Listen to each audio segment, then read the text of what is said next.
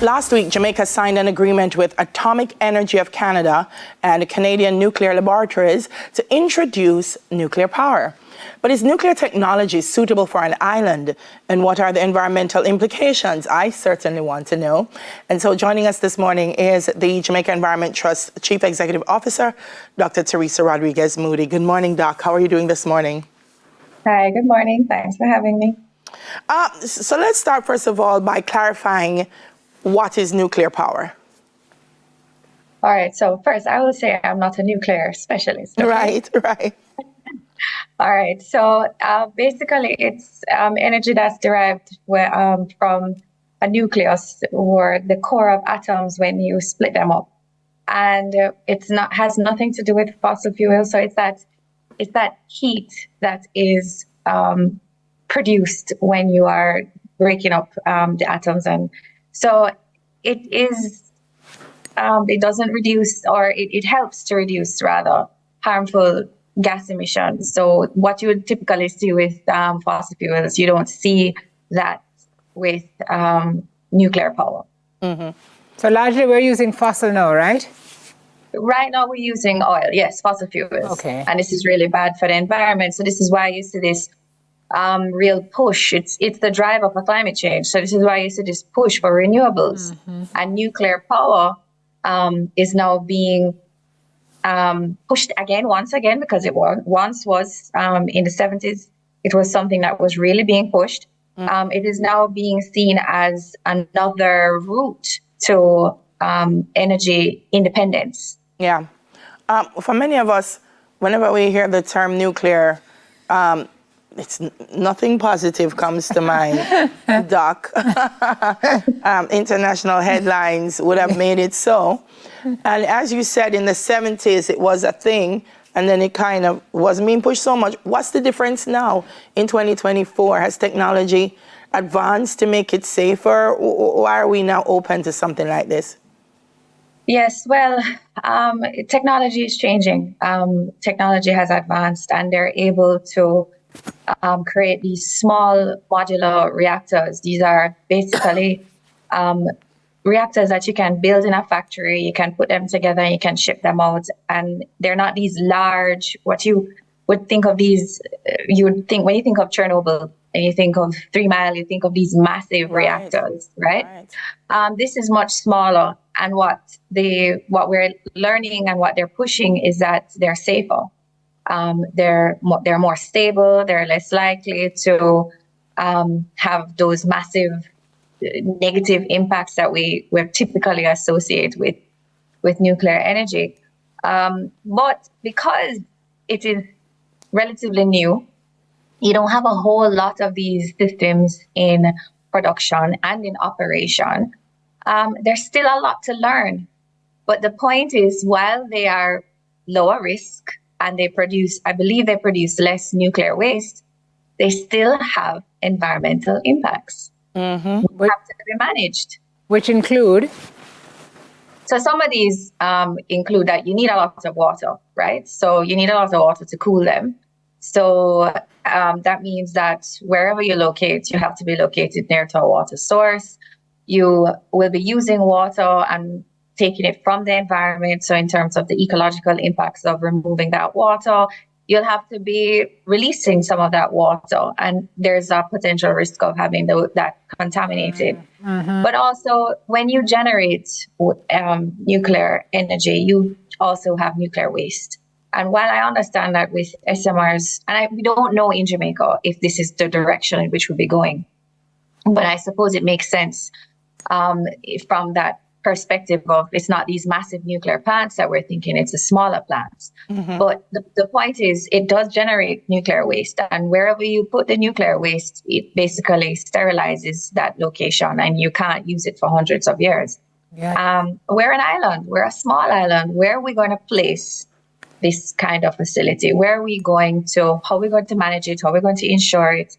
How are we going to regulate? Now, I do know that there are some regulations in place already because we have a slowpoke nuclear reactor at University of West Indies. We have an authority already set up.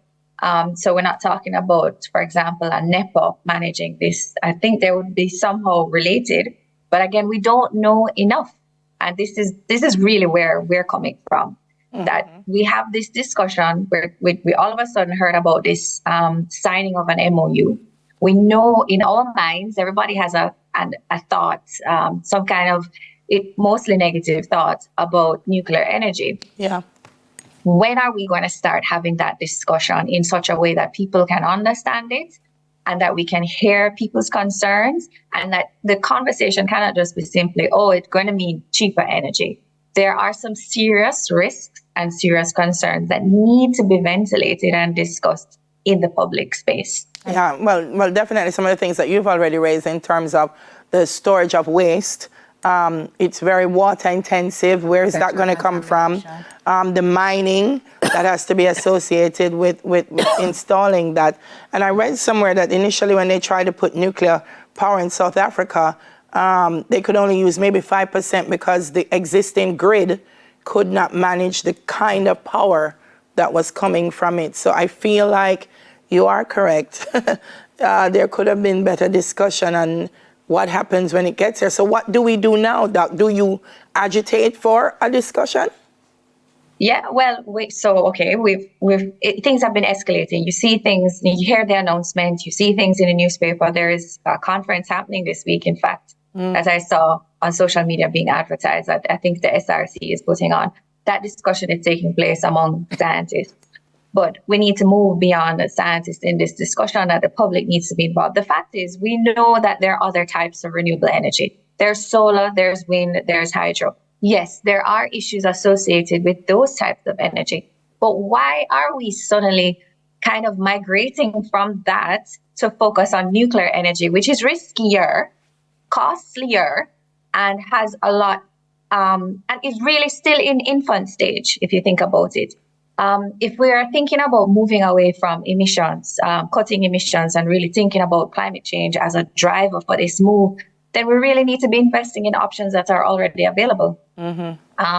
So, while it may be argued that, oh, it's just an MOU and it doesn't mean anything, an MOU is the starting point for a lot of things.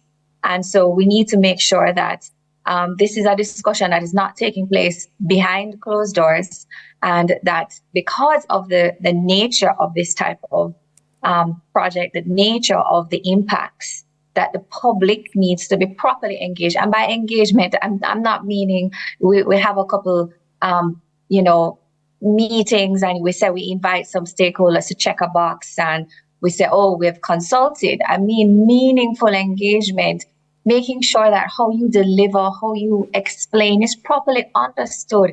So when I say well ventilated, and if you were to read the newspapers, at least just over the weekend, you'll see that most people that have been writing about this have been saying we need to have more and more discussions, robust discussions about this before we start really pushing 100% ahead. Doc, let me ask you about something you just said. You said you saw a conference being advertised in social media? Yes, I think it might have been LinkedIn, and I might have missed it if it was anywhere else. Right, but it was. The point I'm making is, JET would be a stakeholder, no, in a discussion like that. So would that not be something that you would be called to the table on, or no? This is an NGO, and this was a conference that you had to pay for, as far as I could see from the rates. Okay. So while some of these things are of interest, and I only actually saw it recently, it's not something that I would have been able to just pick up and go for this week. So, understood. This is something that when we're having these discussions, again, you're doing a conference like this, when you're going to tell people that they have to pay to come to the conference, that does put limitations on their ability to participate. So again, while this may be for the scientists and the engineers because you want to discuss it at a different level, then you need to have other types of discussions where people can freely and fully participate. And I want to stress this thing about participation, because it's not just, this is a complex topic, and we don't want, when we're conversing with the public, that we're speaking over the heads. Right? We're speaking at a level that people truly understand, that we're not selling just the economics, that we're talking about the pros and the cons in a way that people can truly understand. And we're also talking about the fact why we need to be moving from other types of renewable energies to nuclear power. So we need to truly, fully ventilate these issues so that people can be either on board or register a clear no for why this shouldn't happen. All right, Doc, thank you so much. We have to leave it there. Appreciate your thoughts and your insights this morning. Jamaica Environment Trust's Chief Executive Officer, Dr. Teresa Rodriguez Moody. Coming up next, infrastructural challenges at Bustamante Children's Hospital will soon come.